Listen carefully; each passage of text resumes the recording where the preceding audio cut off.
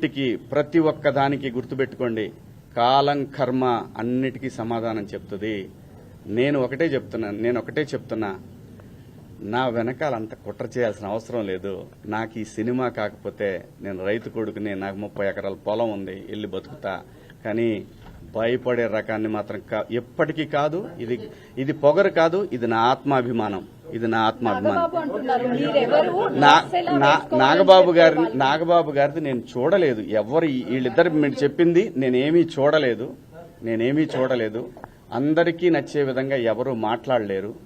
ఆఖరికి గాంధీజీ మీద కూడా హత్య జరిగింది. ఈ దేశంలో ఈ భూమి మీదనే ఎవరు సాటిస్ఫై చేయలేరు. యథార్థవాది, లోక విరోధి. అన్ని అదే ఎవరు కుట్ర పన్నుతున్నారు ఏంటనేది కనిపిస్తానే ఉంది. వాళ్ళకి ధైర్యం చిచ్చి పాపం వాళ్ళకేం సంబంధం లేదు. వాళ్ళ అమాయకులు అంతే. నేను మహిళలకి చెప్పాల్సింది ఏమీ లేదు. దయచేసి ఒరే అబ్బాయిలో, మన ఇంట్లో ఆడవాళ్ళు ఉన్నారు, వీళ్ళని నాకు తెలిసి మొన్న కూడా అది క్రేజీలో జరిగిన ఇన్సిడెంట్. ఒక ఆర్టిస్టులు కనపడ్డప్పుడు జనాలు, పిల్లలు ఎగబడతారు. అదేమైందంటే ఇబ్బందికరంగా అనిపిస్తుంది.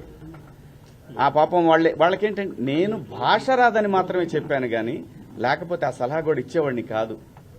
ఎంబ్రాసింగ్ గా ఫీల్ అయిందని ఓ మాట చెప్దామనే దాంట్లో మాటలు తూలాను. దానికి అపాలజీ కూడా చెప్పేశాను. థ్యాంక్ యూ అండి. మీడియా సోదరులకు కూడా నేను చెప్పేది ఏంటంటే వదిలేద్దాం దీన్ని. Thank you sir.